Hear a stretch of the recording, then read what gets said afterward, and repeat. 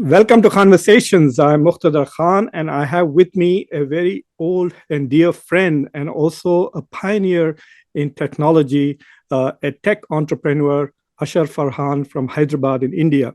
Ashhar Farhan, as I was preparing to introduce Farhan to you, I had this strong urge to go and buy a convertible because I realized that I had achieved nothing in my life compared to all the stuff that Farhan Oh, did. And so I thought the only thing I can do is maybe make myself feel good by at least going and buying a convertible. Then I realized I didn't have the money to buy a convertible either.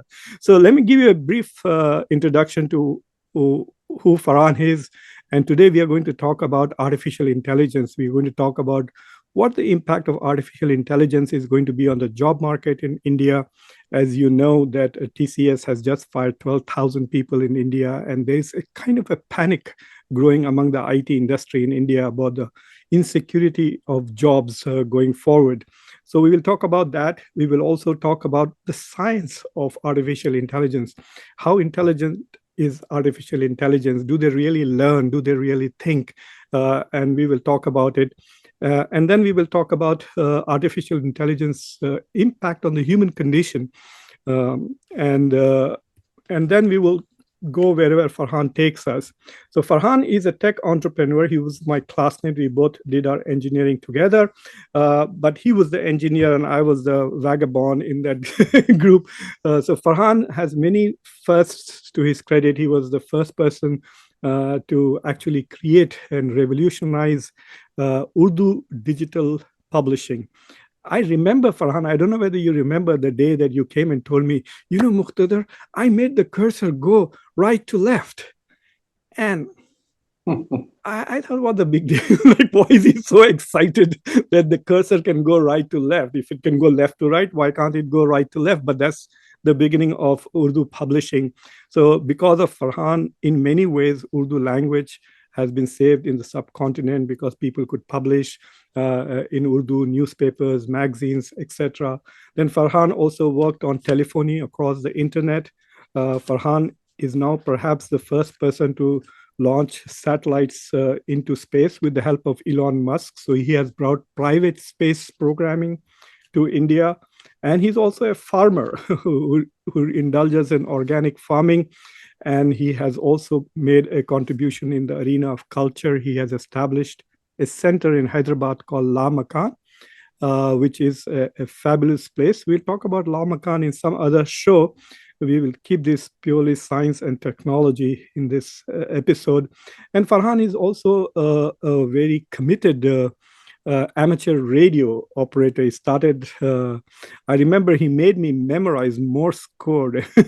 I thought that would make us, that would end our friendship because he wanted me to pass the exam. If you remember, we had to memorize the Morse code before we could become amateur radio operators. But Farhan is now in the Hall of Fame of some of these organizations which appreciate science and technology. So Farhan, welcome to Khanversations, and I'm very happy to have you here. yeah, thanks, Muqtedar, and it's a pleasure and an honor. Apart from everything else, my daily viewing includes a healthy dose of conversations, Uh-huh. and I must, inform the audience that uh, Muqtedar and I were also debating partners, and he's a far better debater than I was, just as I was a far better engineer than he was. And together we won more than 100 debates, I would guess, right? I mean, that was a time when we basically scored on this. So Mukhtar and I go a long way back, and but for him, my Urdu software would have finished in 3 months, but it took 2 years because of The debating, yeah. constant ability to drag me into far more interesting and curious, bylines of life. And I have, you know, Mukhtar has been an important part of my life. We have been unbeaten the last 1.5 years of our debating career. So, Farhan, I'm going to start with the toughest question you can possibly get. Okay. And Yeah, this is going to be a bouncer. If you have met my mom. Okay. So, yeah. if you had to explain to my mom what artificial intelligence is, how would you go about doing that? Well, firstly, I would tell her that it's artificial, it's not natural, and it's not the intelligence that we think of. We probably use the word intelligence because we don't have a better word for what it does. And what it's able to do is essentially uh, extrapolate, or, from all the information that it can mathematically process, it will sort of predict what sort of an answer will satisfy you, right? So artificial intelligence is not generating or uncovering new facts. It's able to summarize what already exists within its, for lack of a better word, a database. So it's essentially a person who's locked in a room with all your personal diaries, and you can keep asking them questions to refer to it and give you back an answer. So I don't think that artificial intelligence should be thought of intelligence that way, but it's incredible about the number of things that it can do to help people, right?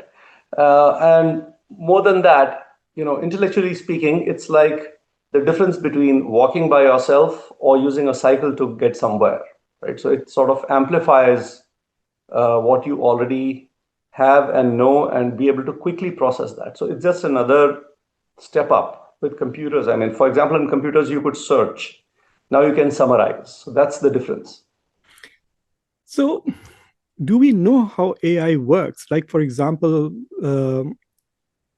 it's not just a sophisticated Google. It is far more than that, isn't it? To give you a small Of course, example. it's that. Yeah. So, um, all right. I mean, to deep dive a little more into how it works, it's like this, that uh, okay, mathematically speaking, it's a matrix, right? You know what a Yeah, matrix is yeah, mathematically. Basically, sure. it's an array of numbers. And what you do with this array of numbers is that each number, let's say, stands for a particular word, right? So, for example, if you've taken texts of, let's say, 7 billion or 15 billion or 50 billion words and put them all into an array. And now, for a particular answer, there's a choice that you'll make between these words and get out a sentence, right? And now you say that this is not what I wanted. This doesn't make sense. So the choice that it's making of those words gets corrected. And over a period of time, each time you say this is not the correct one, it sort of adjusts the weightages or how important it thinks a particular word is to Mhm. do this. So there is a sort of a feedback loop within the matrix, Yeah. which keeps modifying the importance of various words or tokens until the answer is right. And this it has to repeat over and over trillions of times until it starts giving you the correct answers. The thing is that in that case, it's essentially going by example. Most of the computer software that we have encountered until now was based on deductive logic. That Mhm. is, you have an if this happens, then else, etc., etc. Now it's inductive logic, that it's the data which is sort of modifying the there's no algorithm as such, right? There's no if then else software written for this. It's just a bunch of data which is sort of multiplication tables, okay, where instead of 11 into 2, 11 into 3, 11 into 4, 11 into 5, you don't know whether 11 is into 2 or 3 or 4 or 5, and those numbers are going on changing until you get the right answer. So basically, it's So going to try and try till it gets the right answer. But because it is doing yeah, yeah. so, And each with each iteration, it sort of auto corrects itself. So you don't know what the final configuration of these figures are, right, inside it, the weights as they are called, to get this out. So what had happened was that, for a long time, they struggled with various things about, with artificial intelligence. And these were called neural networks, right? Mhm. So basically neurons are like that, it's like equations, a number of equations. For example, ax plus by, but here a and b are not, they are not known. But you want the answer as 9. So what should A be? What should B be? You basically find out those multipliers there and get it out. Except that it's not AX plus B plus Y. It's A plus B plus C plus D. You have about a millions of terms in Variable. that equation. So as a result, the human can't handle it, but the computers can handle it very easily. So it is the volume of data that they can handle and the speed with which they can Yeah, process, right. So now, then yeah, correct just and to give you an autocorrect. example, Yeah, it's autocorrect, but it works very well. Now, for instance, if you um, look at the work of a radiologist, right? So a radiologist looks at a lung scan and says, I think you got cancer. Okay. And it takes this radiologist about 30 to 35 years to get there, where, they are able to say that, yeah, you have it or you don't have it.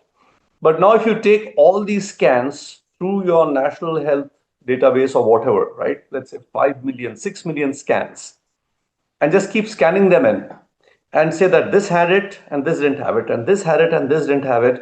With each iteration, the system sort of builds its mathematical model, and you don't know what that model is, right? You don't even care how it works, but the fact that you've iteratively made it do that, now it can predict it as well as any doctor can, probably better than a doctor, because you have streamed in not only the diagnosis of these doctors and whether it was right or not in hindsight, that is 5 years later, did they survive or they didn't survive.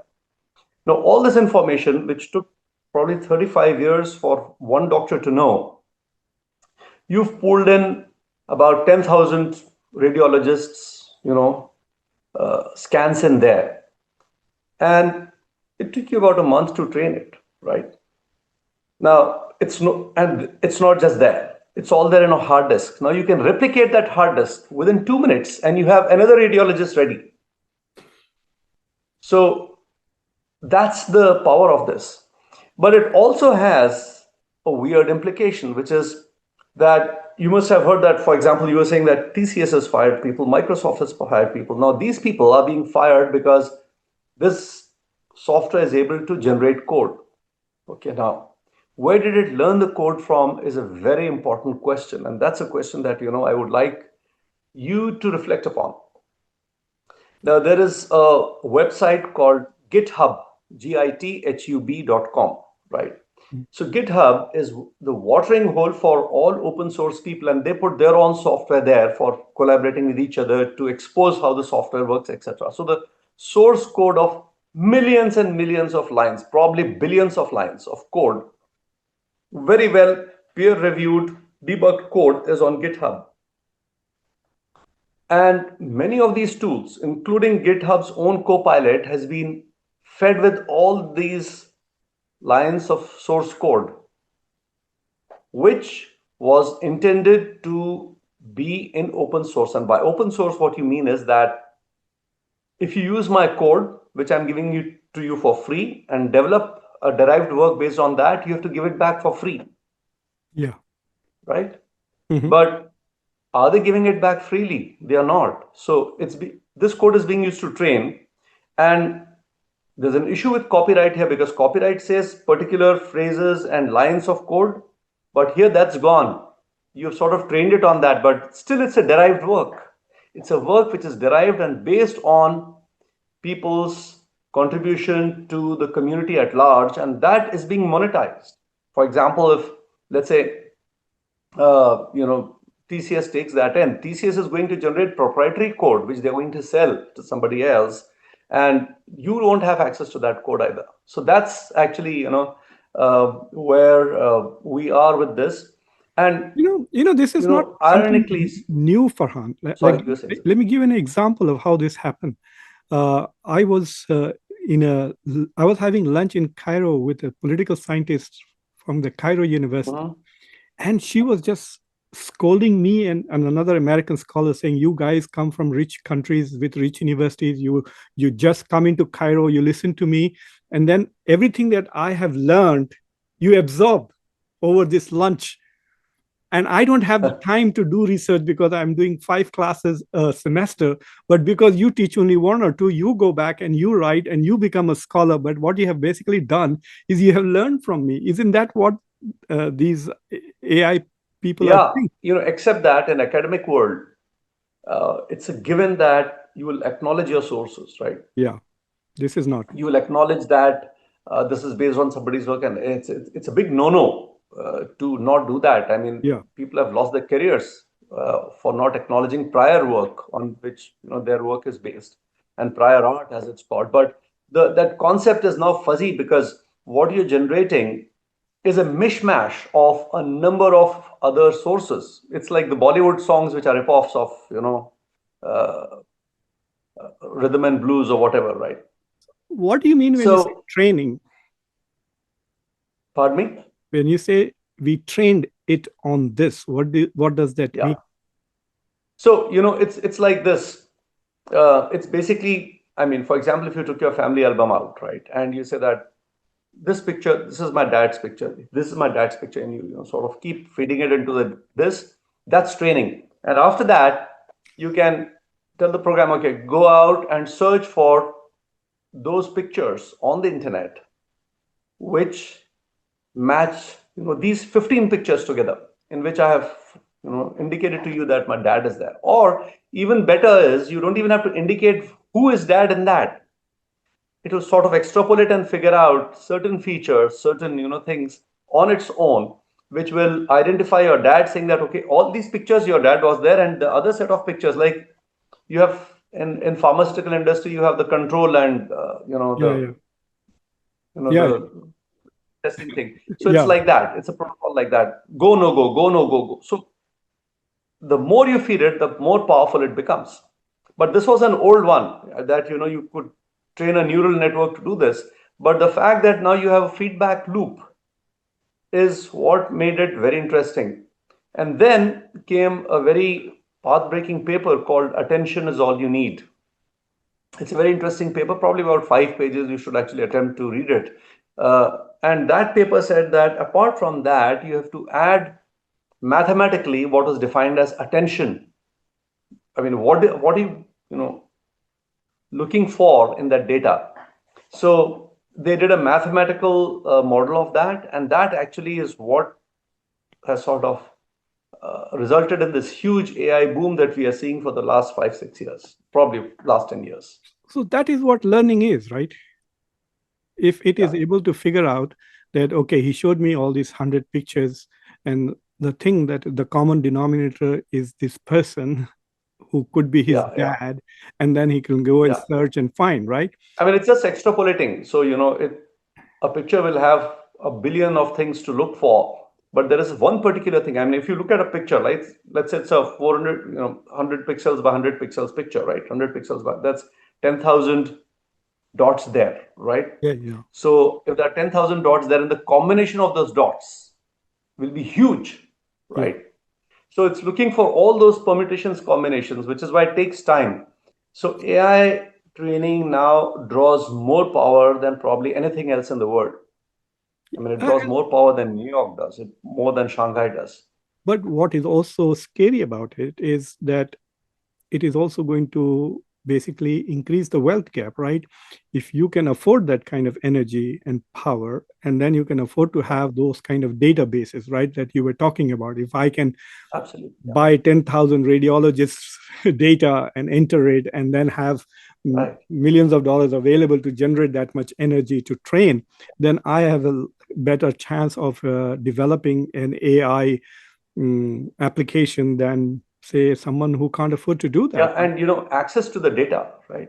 Yeah. The access to data is very political. Yes. I mean, are those radiologists being compensated for their diagnosis over the decades? No, right? Uh, the data belongs to the patients. Have you asked individual patients, can I take your data and feed it to AI? No. So this is where a lot of ethical dilemmas are with this. My son used to write for Vox, right? And he stopped writing for Vox when he realized that Vox was selling its data to train AI models. So that's actually, I mean, for authors, it's a big problem. I recently saw this podcast by a musician I follow called Rick Beato, and there, and it's really amazing, Muqtadar. For example, first he goes and asks AI to suggest name of a rock star who is somewhere in mid Texas, right, with a particular genre of music, and he actually gives out a name with a picture. Next, this is happening in real time on the podcast, right? Then he takes this and says, okay, what kind of lyrics would he write for this rock star would write, which is a ballad about a student who is, stuck studying something or the other, right? But who wants to hit the road and become a poet, and it puts out these lyrics. Then he goes to Suno and Suno, an app called Suno, where he puts in these lyrics and says, "I want this song to be composed in a soft ballad of a certain form." So within 15 minutes, you have generated this entire, and it's pretty decent. That's Yeah. the worst part. But Rick's point was that this has been trained on musicians like Clapton, Beatles, everybody, right? And it's their derived work. So it's not really, anything Yeah. new. It's not And it'll creating keep it. doing just that. There wouldn't ever be anything new happening there. So basically, AI is a very sophisticated, very advanced, very fast cheater. Yeah, it's an autocorrect system actually. So I mean, you know how an autocorrect works, right? For Yeah. example, when you're typing something, especially on a program like Google Mail or something, when you type something, it'll tell you that, oh, you Yeah. for example, it will tell you, if you've written an email where you say, please find attached the new proposal for whatever, right? And you hit the button and it says, have you forgotten to add the Yes. attachment? Because you know that whenever the word attachment comes, You have there to is have. an attachment, and in this case, it's not there. Yeah. So it's like that, if you've typed 5 words from rest of the data which you have had, you know what the sixth word is going to be. Now, So instead of sixth word, what if it is sixth, seventh, eighth, ninth, tenth? So it's just an extrapolation extension of autocorrect. so suppose I train my AI program, whatever, to do a certain function, right? To Right. solve physics problems, etc. Yeah. But given the fact that that whatever that is can go out there and learn, right, in a way, it can go out there and also look at thousands of codes which are available on the internet, and it learns how to Yeah. code. Can it Yeah. recode and retrain itself to do other things other than what I want? Well, it's it can do that, but what's going to happen is, because there are no new inputs coming, there's no new learning coming. What it could do is, with the code that it generates, right, or Mhm. whatever output it gives, unless there is a feedback from outside, an external feedback, it will not really learn. So it will go into a loop, and often these loops are called hallucinations. That is, it's like, Yeah. Yeah. putting out this slop that makes no sense at all. Yeah. So Today, it can very rapidly slide into that. so I was trying to generate an infographic about the impact of AI on various aspects. So I gave it like 7 or 8 things. And I told Mhm. ChatGPT to generate an infographic. ChatGPT said, "You've run out of time. Come back at after 8 o'clock, and then I will do it for free or upgrade." So I thought, okay. So I went to Gemini. Claude could not do it. Grok did not do it.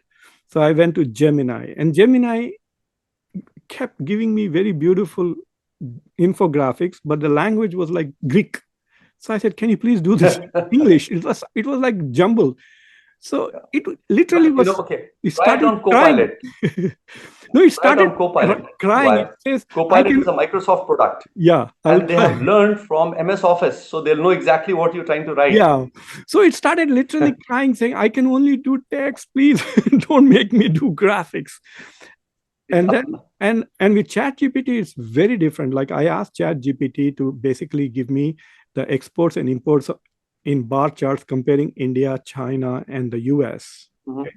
But I gave it first 2 quarters of 2024 and first 2 quarters of 2025. And Okay. I said, make sure that the data is only from IMF. And you know what it did? It not only gave me what I wanted, but it also said, perhaps you would also want a bar graph of the trade deficits. Oh, wow. So I had not asked it. That was going to be my next graph because actually I was going to show what the trade Yeah. deficit is. But It's predictive in that apparently, nature. in 1 week, ChatGPT now knows what I need. All right, Farhan, let's look at this data that is. So one of the reasons that I wanted to do this show was because there's a lot of talk about Viksit Bharat 2047. India wants to become a developed country. India's ultimate selling proposition, USP, is its IT people. India has CEOs of all major companies in IT. And so there's a lot of talk about India's IT excellence, etc. And now suddenly what has happened is that people are getting fired left, right, and center. Microsoft fired Yeah. 9,000 people last week. TCS fired 12,000 people this week. Microsoft shut down the office in Pakistan because basically they are not providing Right. any value addition to Microsoft, right? But I also learned something very scary. I was looking at this data about recruitment in India. So Mhm. from 2021, they were recruiting like 60,000, 50,000 fresh engineers. And this year it's dropped to 5,000, like a 90% drop Wow. straight up. So the question is AI simply going to kill the IT industry, especially in India? Like India will have no USP if suddenly people like, AI and Chat GPT 5.0 or 8.0 is going to take over the Yeah. Yeah. coding. So what do you think is? Well, it's a real danger. It's a real danger, and its repercussions can be horrendous, especially for Hyderabad, right? Yeah. Where the IT industry is, to use a jungle term, the apex predator, so to say, right? I mean, Hmm. Hmm. they feed off somebody else, and somebody else feeds off somebody else, etc. When you until you come down to the lowest bottom of the pyramid, so they're on the top of the pyramid. Um, Now, okay, just for audience sake, I have been in the business of writing software since late 80s, right? Hmm. And what I wanted to, I've seen this evolution of the city and the IT industry itself for a long time. And what I've seen is that IT industry has led to a U-shaped curve in Hyderabad's prosperity. Right now, there are people who are extremely well-to-do, and they belong to the IT sector, and they have somehow managed to hang on and, in fact, climb onto the IT bandwagon. And there is this other uh, bunch of folks who somehow feed off it. They are Uber drivers, they deliver food, etc., etc., or they are in some sort of economy which is insulated from IT industry, right? I mean, they're shopkeepers, they do other jobs here and there, etc. Even real estate and And offices. yeah, and I mean, I was at Vamsi's book launch, Vamsi Vaklabhanan, the economist, also your friend, and he was saying that most of the economists want it to be a sort of a mound, right, a bell curve where more and more people are in the middle. But Mhm. both India and China have a curve like this, with people are being pushed out, so it's a U curve. And now, what's happening is, if you look at the sort of output which has come from the Indian IT industry, it's not glamorous at all, right? I mean, on your phone, if you open it up and say, okay, India's IT industry is whatever, some percentage of the global output, let's look at some apps which are generated by India. Not one. Yeah. Not one Indian app has made it to the global stage. There's just one company, and you should examine this company as a sociologist, called Zoho. It's run out of a village in Tamil Nadu. Okay, it's a replacement for Microsoft 365 or whatever, right? Microsoft web-based Office. Mhm. And this guy who's founded it, he's a billionaire many times over, one of the silent billionaires of India. He doesn't, talk to the rest of the IT industry at all. He doesn't attend seminars or conferences or trade shows. he just heads down, building this real huge empire out of this village, and every villager works for him. So it's like Microsoft Office. Then he says, if you have a payroll system, build this payroll system. Two of you go out and build this. So he's been adding a huge amount of enterprise level softwares to that. So that's actually the only huge story that I can think of. But where is the WhatsApp? Where are any of the social apps? Leave alone No. social apps. There's not even a good weather app, which has come out of India. And although a lot of people work on these apps as the India development centers for the big companies now, right? For example, Google News was developed here, they say. Microsoft's, a lot of products have been developed here. However, the concept of this thing called transfer pricing, right? Those profits don't come to India. They don't. Yeah. They don't pay taxes for it in India. So they've only used this as a labor arbitrage model. And what has also happened is, I mean, you and I come from the same social strata, so we know well about this, that huge push from family and others to quickly earn rather than risk yourself with a startup, etc. And most of these startups that you see in India, and there are so many of them, and this entire thing of startups is a huge story. But what have been the results of this startup? The only startups which succeeded are the startups which were in India, which basically succeeded with a huge injection of money. For example, if you look at Ola as a taxi hailing cab, probably thousands of crores have gone into it as investment. And how do you, as a startup, raise that investment? So you need your social network in place, you need the privilege in place, you need all that stuff in place. Which is why if you look at the successes in India of these services, which are IT-driven services, you'll always see that these are people who had social networks with access to venture capital firms, etc., who made it a success by just pumping money into them. You don't have a WhatsApp. WhatsApp was created by probably Yeah. a team of 20 people. Twitter was created by a team of 5 or 6 people. Wikipedia was created by 3 people.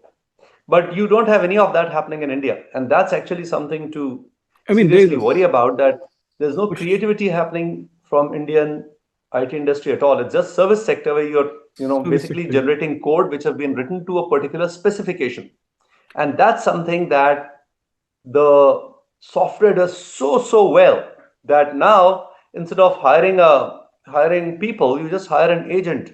I mean, I can give So, my own example, several examples, so which is why I'm not hiring people there is anymore. a lot of hype also, Farhan. So, for example, if you remember 2 or 3 years ago, there was so much talk about India being the third biggest producer of unicorns. And Unicorn is a company, a startup Yeah, which yeah, is a one 1 billion. billion Yeah, dollar. Now yeah. I have not heard any Indian leader mention the word unicorn in the last 2 years, because nobody wants to Right. track what happened to those so-called unicorns. Did they actually become successful or not? Well, even those unicorns are a suspect of how you declare somebody as unicorn, right? So, for example, I float a company, right, and I say that I've got shares of this company of 0.001 cents. Mhm. Okay, each share is 0.001 cents. The company is worth, let's say, $1,000 is my capital. So, which means I have a million shares, right? Yeah, Okay, I come to you, you are my friend, and say, buy me one share at, okay, one share of that 0.001 cent company for $1,000. Then I'll extrapolate it, saying that in the last round we were valued at $1 billion. yeah, yeah. I understand. I mean, this is an accounting trick, right? So, It's an accounting trick. yeah. So I just wanted to share this. I mean, as I was preparing for this interview, I took a closer look at the Indian IT industry, and I was quite surprised. It's just $250 billion, which is about 7% of India's overall GDP. And of that, 200 billion is exports of services, IT services Yeah. exports. So basically, you're outsourcing stuff and you're just writing thousands of people sitting there. There are 5 million Indian IT workers. They sit there and write like thousands and thousands of words of code for some foreign company or an accounting firm and stuff like that. And so there is going to be, I think, if they quickly don't adjust, it could be like a tsunami of job losses already. I think in the next I think it has arrived. We will probably see in the next 1.5 years.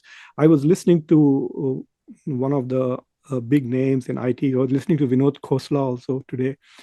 I mean, they are saying that we could lose up to 90 million jobs by the end of next year, by the end of 2026.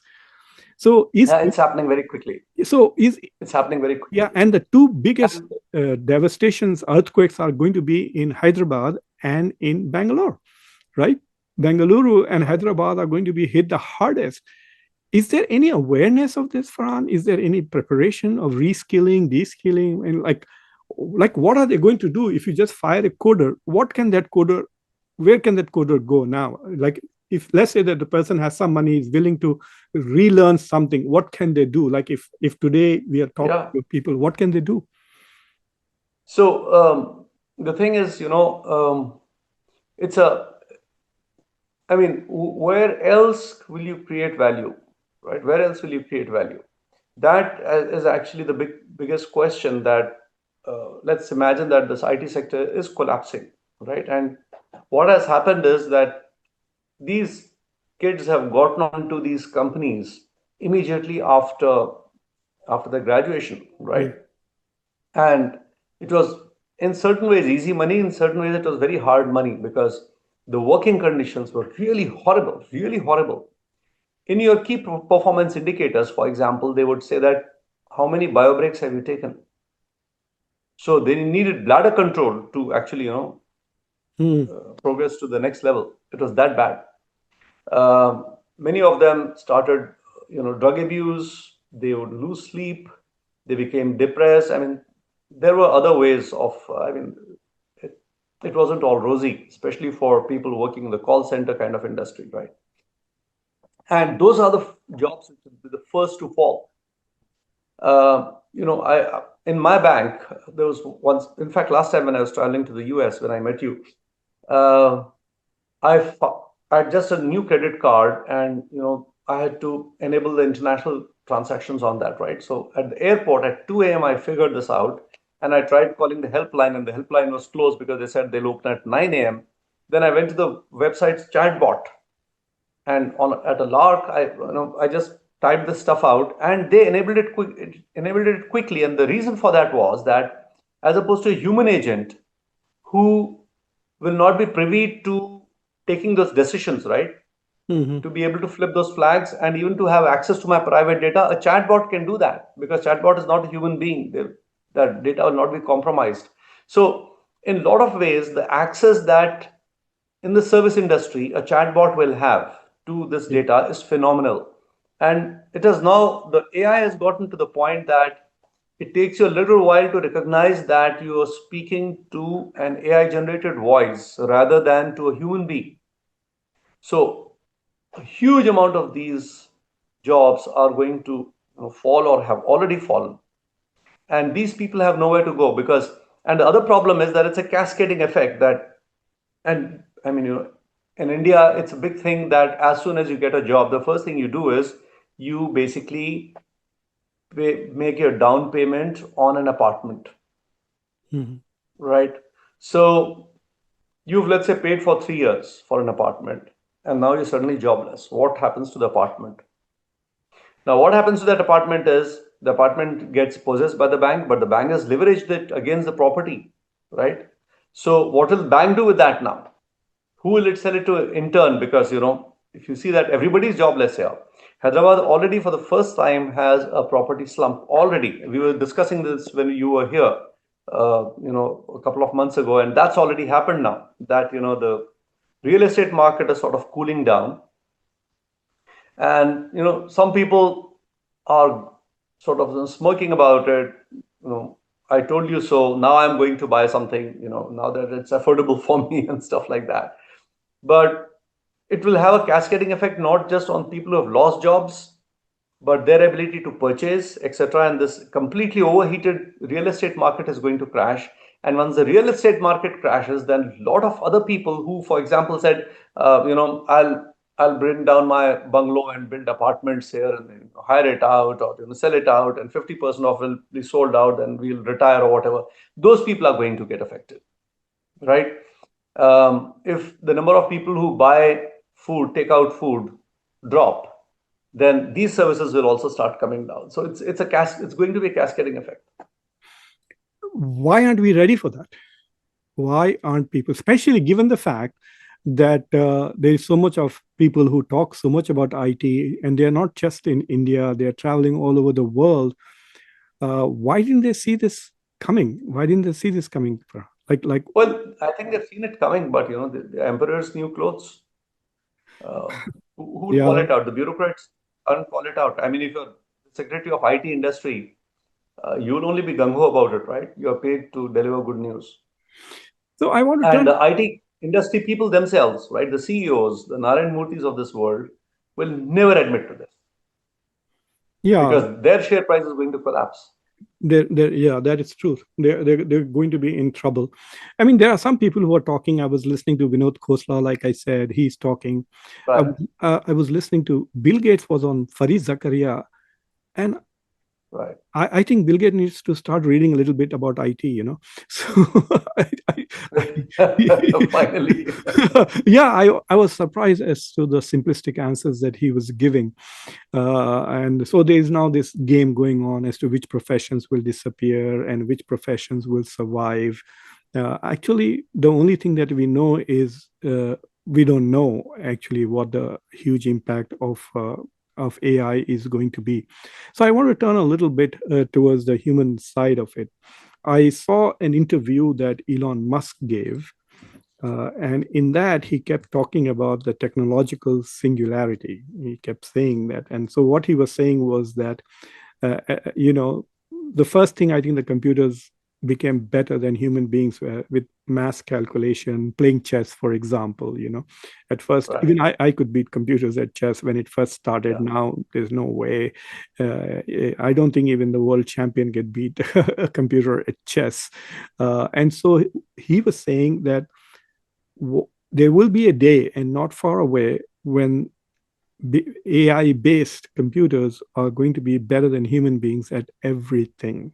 This is not just in computational, using robotics, they will be good at manufacturing, they are good at creativity, the example that you gave. So they're going to be good at the right brain stuff, they're going to be better than us at the left brain stuff. uh, how possible is that in our lifetime? And then what will we do with human beings? Yeah. These inflection points have always been around, right? So I'm not saying that this is the.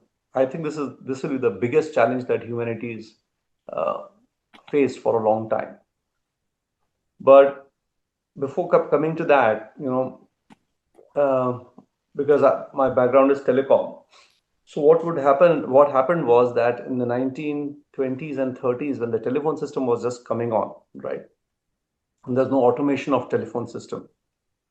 um, in a city, when you walked around or drove around in the city, you'd have these telephone wires, right? And multiple of these wires. Maybe you remember this from your childhood that there would be these telephone poles with about 12, 15, 16, even 24 wires parallelly going right.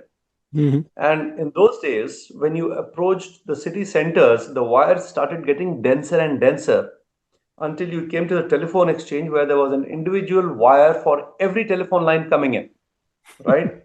Mhm. So you would have about hundreds of thousands of wires entering that building. In New York, I think it was to Hudson River, very famous, where actually the Western Union's own headquarters were.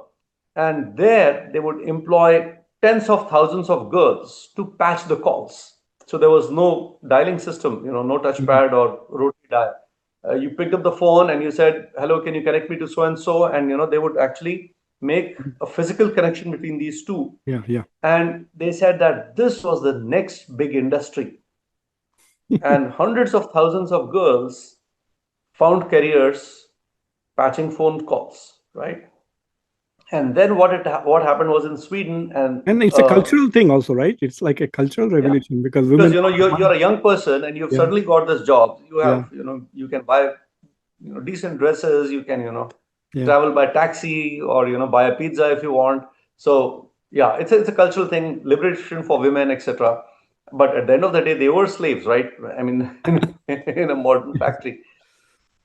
In Sweden, an undertaker's wife was a telephone operator, and she patched the competition's calls to her own husband. So the competing undertaker got extremely upset about this, and he invented the Stuger telephone exchange, the crossbar telephone exchange, which automatically did the stuff. Okay, suddenly aspirations of all these million girls were gone, yeah, right? So within 5 to 6 years, the automatic telephone exchanges replaced this, and the entire world changed dramatically after that. Okay, the calls became very cheap. If you remember, even in India, up to 70s, you had that thing that you had to, book a call and then wait. Why would yeah, you yeah. book a call and wait? An operator would come on. So there was some physical patching going on. Um, I think there is an inflection point of that sort that we are doing a lot of things manually, which doesn't have to be done manually, doesn't have to be in retrospect now, right? I mean, it can be done easily. Yesterday, I watched a fascinating webcam. You can search on it of robots playing infinite table tennis. So there are two robots on two sides of a table tennis table. I mean, you've been a great table tennis player, probably, state level. And they've been playing table tennis for weeks now without dropping the ball. Oh wow, yeah, and they don't need to Right? sleep. They don't need to rest. Yeah. So it's called infinite table tennis. It's been going on for weeks. And they have upped the algorithm to be aggressive. So one finds a gap somewhere and gives a smash, and the other one again takes it over and learns it. So they're learning on, and they say that they'll become the most aggressive players in the next couple of Yeah, weeks yeah, yeah. who can beat human beings. I mean, I thought table tennis involves eye coordination, an ability to understand the opponent, study the body language of what kind of spin she's going to or he's going to put onto it, etc. But this was really fascinating, and they were playing pretty decent table tennis. I mean, I play a little, but I'm a great fan of table tennis and badminton because it's very reflexive, right? You need a lot Mhm. of Yeah, reflexes to get that game going. And for me, and as a programmer, I was just figuring how is this happening. Then I said, no, nobody knows. Probably the program itself, programmer doesn't know how it works, how but it's it works happening. Yeah. all the same. S- So So a lot isn't of that those the jobs. isn't that the scary part about AI, Farhan? That we don't know how Yeah. that is happening, right? We don't know how those two Yeah. robots are getting better. No, we have no idea. In fact, there are AI programs, AI agents, right, which you just ask this thing to do something and it will try various ways. They lie now. They try tricking people into giving them permissions and passwords because all you have said is, somehow, go inside and change this bit of code. So it's going to try all the pathways, right? So about 2 or 3 years ago, I dropped Rumi at the airport. So it's a 50-minute drive from my house to the Philadelphia Mhm. airport. So he likes to talk. So as soon as he sat in the car, he said, what are we going to talk about? I said, explain to me how AI works. And so Mhm. he went through the whole part about learning, and he kept emphasizing this point that we don't know how the learning occurs, and that's the scary part. And then we started talking about ethics of it, and he says, see, that's the problem, right? As long as we are in control of the AI, we can determine the moral and ethical limitations of what it does. But once it starts coding on itself, once it rewrites code, then Mhm. it could erase the ethical and moral limitations that we are posting on it. One. And the second thing Yeah. is that let's say that it sticks to our initial saying that make this environmentally sustainable. So Mhm. at some point, the AI is going to say, the best way to make planet Earth environmental sustainable is to Yeah. I basically mean, get rid of the human beings, yes, right? of course. I mean, this has been theme of a lot of Yeah. you know AI horror movies. I think there will be a genre called AI horror. I mean, I've seen some of those movies, right, where the main villain is now AI. The Yeah, we have seen latest, that. Mission Impossible is that, right? That AI is the villain. There's no particular person. I mean, they, get the obligatory Russian renegade uh, oligarch as the villain, but really the villain there is the AI. I mean, the latest Mission Impossible was something like that, right? The latest version of Mission Yeah, Impossible was AI was the bad guy. But right. what I'm trying to suggest to you is that for me, I was not worried about AI finishing us off or something like that. What I was thinking was that as uh, if I can't use AI as a tool for macro level public policy because if Hmm. it can change my priorities. See, Right. if I want to Of use course. AI to eliminate, say, discrimination against the Dalits or African Americans and do some social justice stuff, right? But AI could simply rewrite and say this is not an efficient way to deal with the economy and do something else. Oh, absolutely. So that's why it's important to know what data you're training it on, right? And for example, Grok Yeah, versus, let's say, OpenAI, and uh, that's what uh, Elon Musk. Elon was trying to do, which is to say that there is bias, and all AI engines have bias, by the way, and the bias is deliberate and also an important part because, as you're saying, for example, if you and I were creating it, we would create um, uh, an AI system which has uh, particular attention given to social issues and to social justice and to parity and equality, etc., etc. But what if you took them away and said profit is the motive, right? And then you say that, okay, now that you need to maximize my profits, do whatever you want to do. It might Okay. want to get rid For of me. example, in a hospital setting, right? Yeah.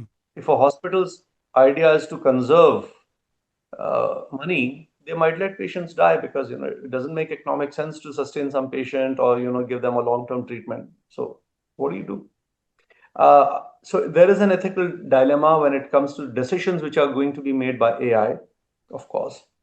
Um, and I think it's already happening because if you see a lot of the presentations, for example, I know of my local government presentations, I know that a lot of them are actually AI generated because that's not the language of the bureaucrats Yeah. or the politicians, right? It's already very polished, it's very American. I mean, Yeah.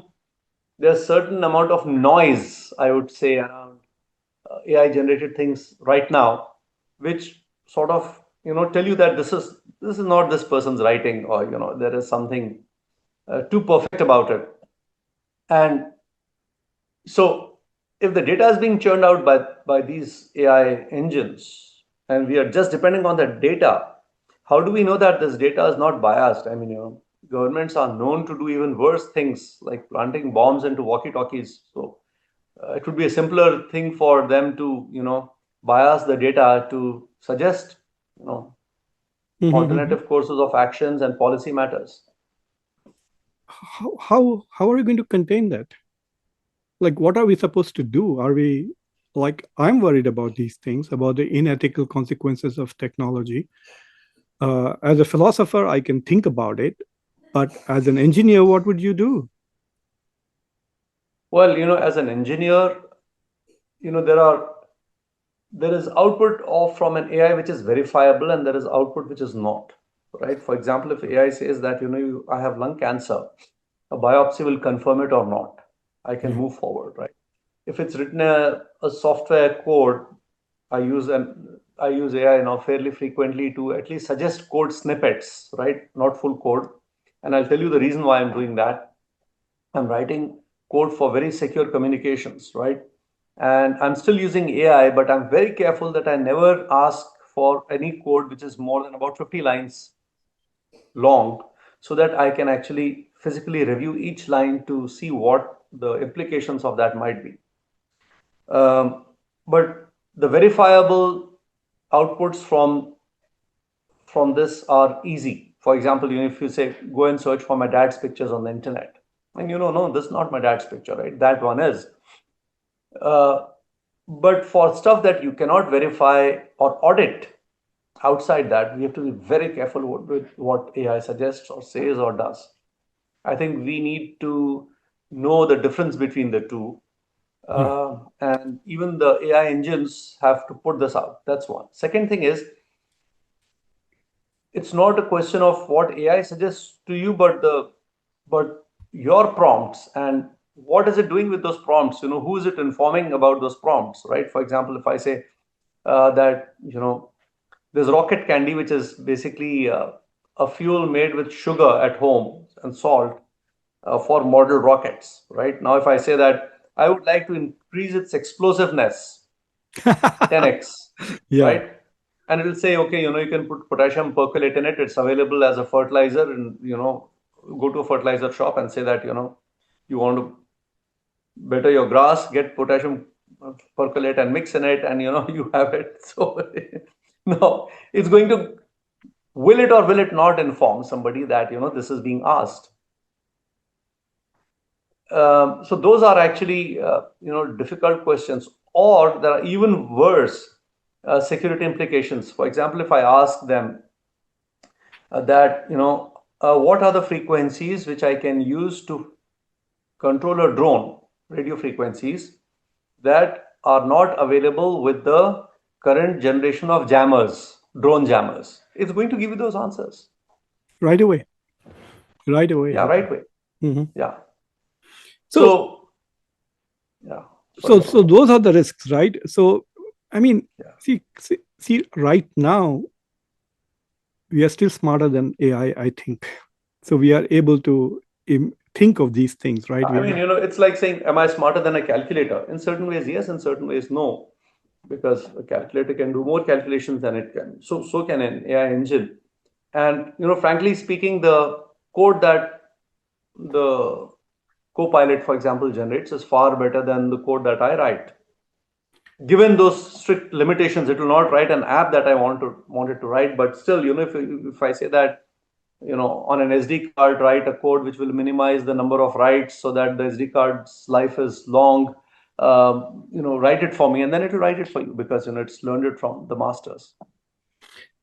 I want to go and take a little bit of a look at the geopolitics, Yeah, Farhan. Uh, this morning, I got a shock when I actually looked at the IT industry. There are two aspects of the IT industry. One is the software side and applications, and the other is the hardware side of it, right? And I realized that China is over $1 trillion when it comes to hardware. India is right.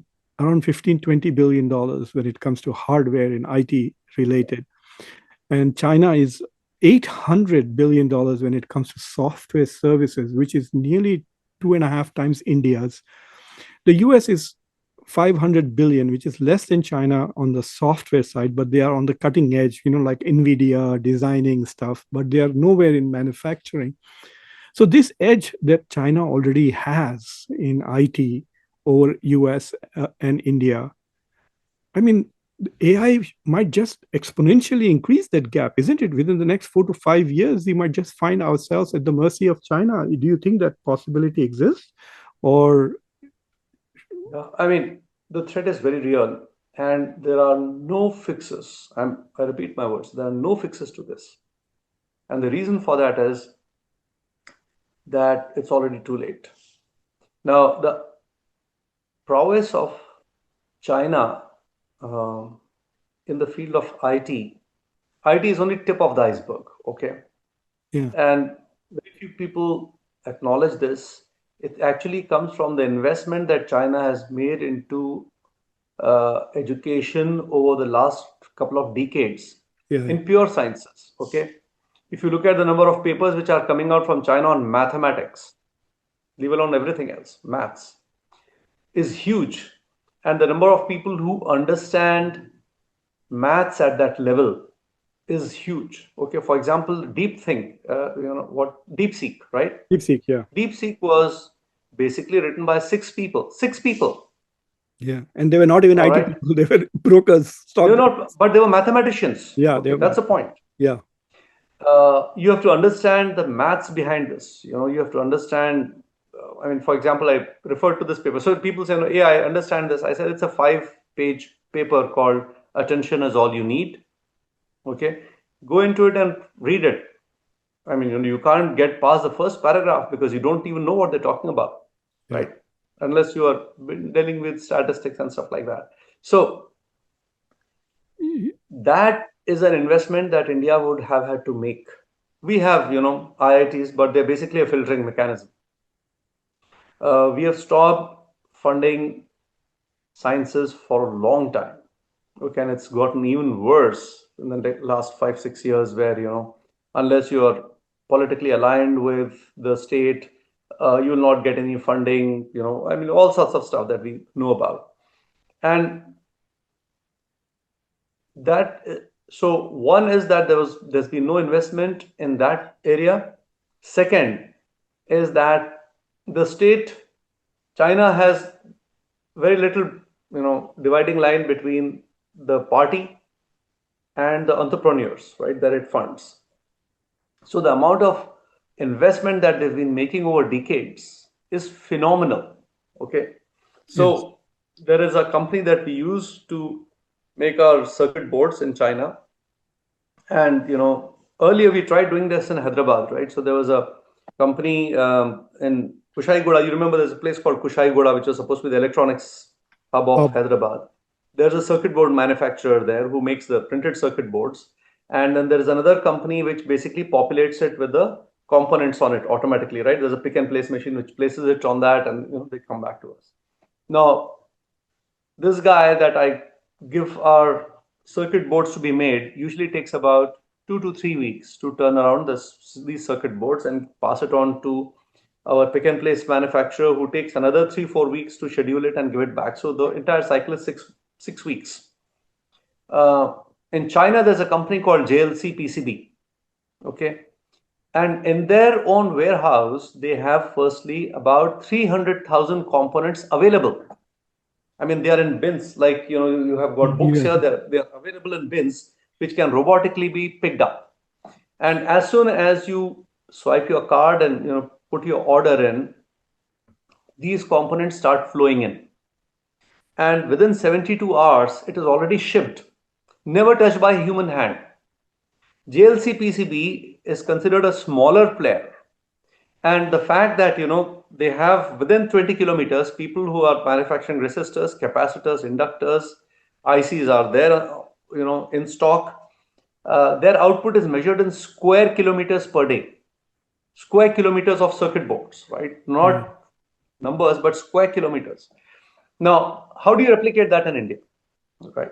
I'm a director in this government, attempt called T Works, which is trying to do prototyping of hardware, but it's impossible because to get a resistor, a simple resistor, right, which were earlier being manufactured in India, now nobody's manufacturing them. You have to basically import them from China. So everything has to be imported from China. I mean, for example, our iPhone capability, it's Yeah. just basically screw tightening technology, because those circuit boards, the components, they all have to come from other parts of the world, and the supply chains are not in place.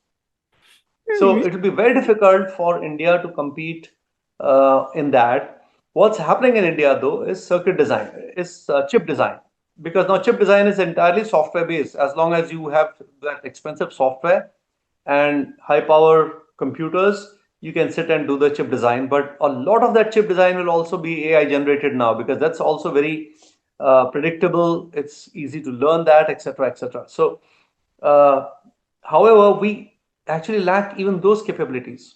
Okay, Tim Cook, the CEO of Apple, was once asked, why do you manufacture it in China? So there's something called as a tooling engineer, right? Yeah, I saw that video. I saw that video. But Yeah, go you ahead. saw the video, right? Yeah, I saw that. Yeah, Uh, go ahead. in India, the situation is even worse, because mechanical engineering, which, when you and I were graduating, was supposed to be the pinnacle of it, right? Not electronics. People actually, the Mm. best rankers went to mechanical. Now, nobody wants to do mechanical engineering. And mechanical engineering, if you do not know, you can't make robots, you can't make electric motors. For example, a drone, right? Software is a very small part of the drone. Yeah, How do you that make can. those efficient motors? I mean, why do we have drones now and why didn't we have them 20 years ago? Because the motors are actually more efficient. I mean, The Iran couldn't make the bomb And because they can't make chemical centrifuges. engineers. Yeah, they can't make those Yeah, centrifuges.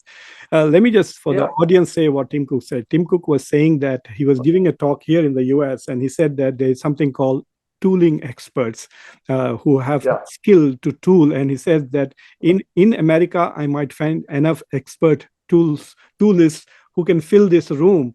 But in China, I will find enough who will fill stadiums, he said. And Right, I use that as an example, and it was very difficult for me to explain as to how there's a certain skill. I became an engineer. I don't know how to solder. For my wife does all the right. soldering that we need to do at home. So that is a skill, right? That is the basic fundamental skills. And you go on and on and on. And so without tooling, you cannot develop a manufacturing. So anyway, Farhan, any last suggestions? What are your fears and your hopes about AI? Because it can be transformative. It can improve the human condition. It can perform surgeries.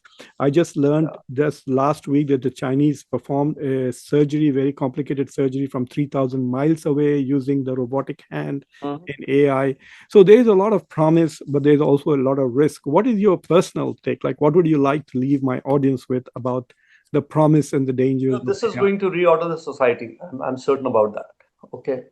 And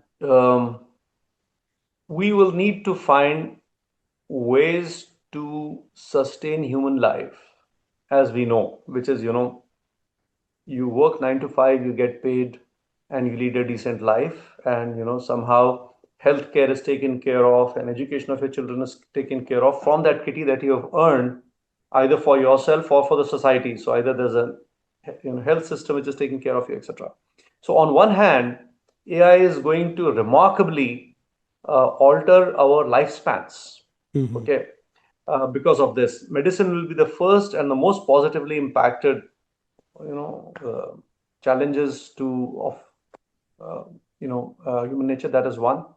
The other also, I think, is going to be education, because AI will be able to teach and customize it to people more.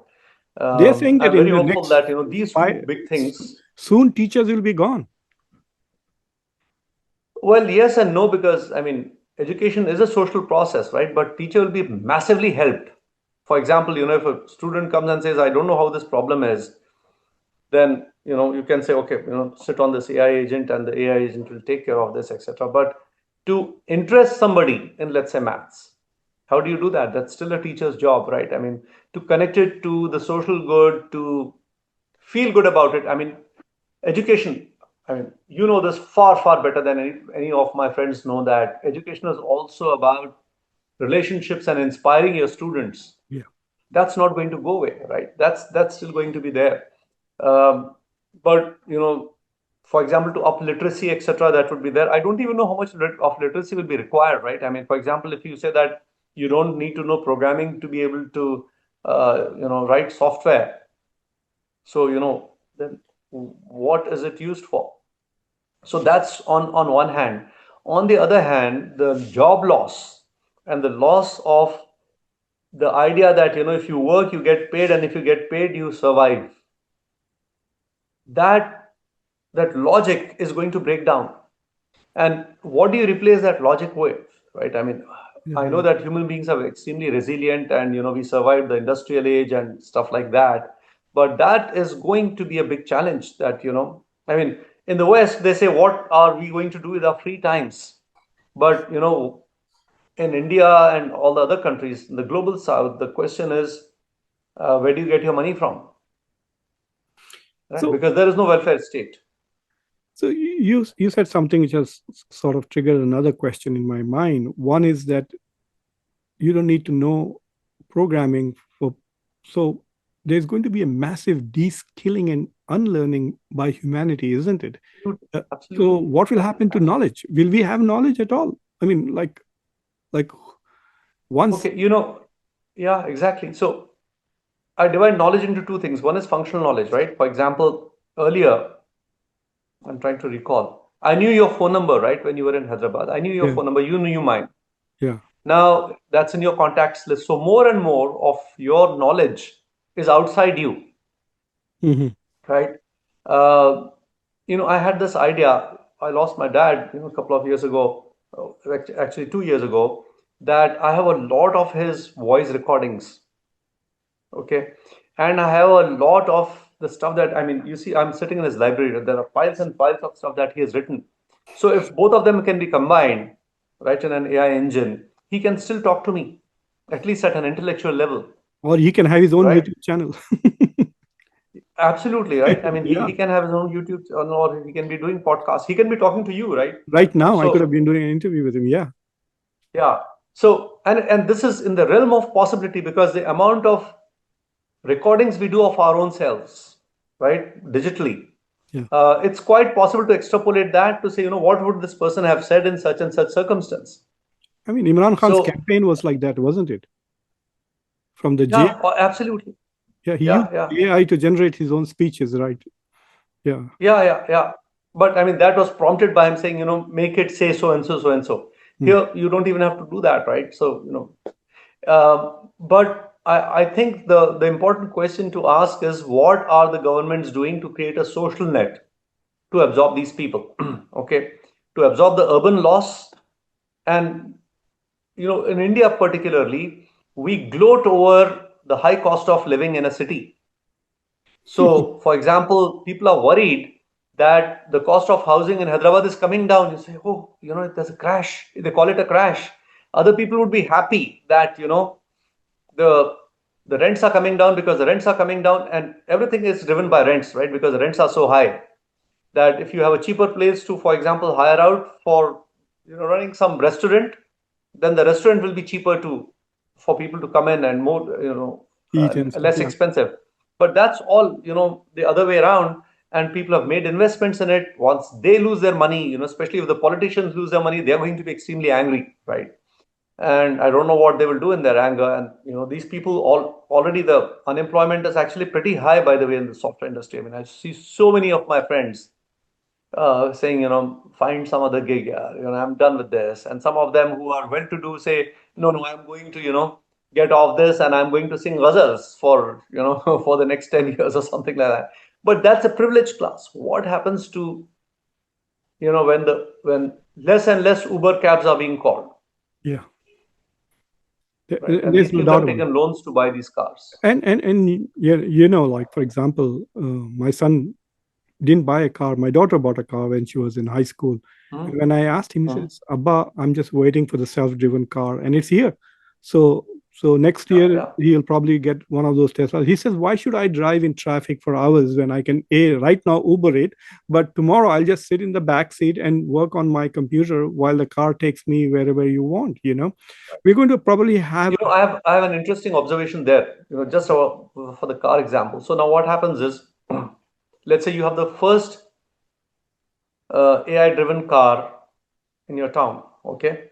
So yeah, what happens is it has learned how the humans drive around yeah, your place and, follow those rules. For example, whether it's a left side of the road, right side of the road, who has the right of the way, etc. And this is all learned by example, right? By mhm, extrapolating the information. Good, fair enough. Then it becomes 5 cars and 10 cars and 20 cars. At some point in time, the majority of the cars on the roads are all AI driven and they are following the same set of rules. Okay. But your son, who has held back, is manually driving it. And these cars now have less prediction of what your son is going to do as opposed to themselves because they're also communicating with each other, right? yeah, At that point in time, they'll say that on the main highways, you can't have manually driven cars yeah. I mean, because they'll it's have to. unpredictable. It'll be Pardon me? yeah, it'll have to be. They'll Yeah, have to and make a now law. the rules of driving will change because earlier to take a turn, you have to give an indicator, right? Now they will beam to each other saying that I'm turning, and the rest will sort of, rearrange themselves. There'll be no slowing down. They will take full speed turns because you know that there's nobody else at the other end, right? Yes. So the entire configuration of how things work, I'm just taking cars as an example, will change because on both sides there are interfaces and APIs that they're working with. Yeah. um, as a result, if you're a human being caught in between this, you have no idea of what's happening.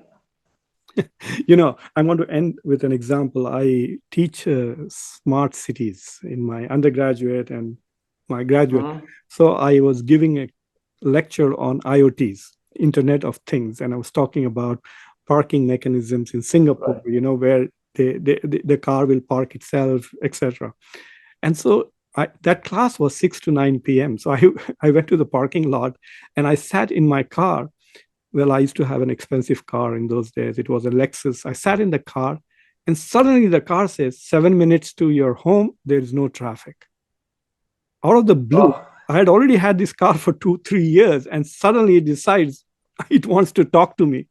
So I sat there for a little while and then I called Rumi and I said, Rumi, my car is talking to me. He says, yeah, your car is talking to you. You just don't know how to use it. But yes, your car can talk. I said, no, I did nothing. It just told me today out of the blue that it's just 7 minutes to home and there's no traffic. How yeah, can that be? Why didn't it tell me in the morning, right?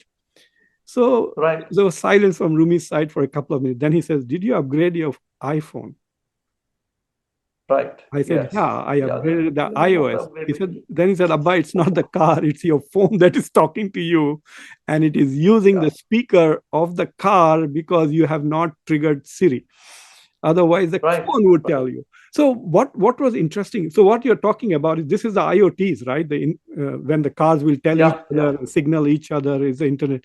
yeah, Farhan, I mean, we have gone a little bit longer than I really wanted to. This is such a fascinating discussion, and unfortunately, we will continue talking about this periodically with a lot more pressure. As I'm expecting a landslide of job losses in the next year or two. So we will talk about the economic consequences, especially uh, uh, because you are living in a city which is perhaps one of the most exciting IT related cities in the global you know, there are two landslides that you have to, really look at. One is the one that we're facing now, which is a job loss. landslide where electrons are moving themselves, Yeah, right? Which is basically software driven. Once the IoT based AI comes in, they'll move atoms, physical things, right? For example, Amazon has these warehouses which are dark where nobody goes in. The entire, yeah. handling is by robots. Once that comes to regular life, then there are the possibilities of change are immense and far more dramatic because you'll see those changes, all around you. I bought about 3, 4 days ago. I bought a microphone. I'm having problems with sound. I can't figure it out whether it is the mic or is it my laptop itself. So I bought a remote mic, and I Mhm. bought that at around 1 o'clock in the night or 2 o'clock. It was delivered at 8 a.m. in the morning. So by Amazon, right? For taxi, it was done and that's because we have a warehouse right here, and I think it's working 24/7 right now. It is because Yeah, most of it is of getting course. Yeah. well. Farhan, thank you very much for coming on to Conversations Thank you, and Muqtedar. Pleasure talking to us. always. And we will come. I'll come back to you again in a few months to do a reassessment, and I also want to Sure. look a Yeah. little bit more on the IoT side of it. And for those of you who are watching Conversations, if you have not already subscribed to the channel, please subscribe to the channel, like this video, press the bell icon, and don't forget to share this video with your socio-political network. And Farhan, once again, thank you very much.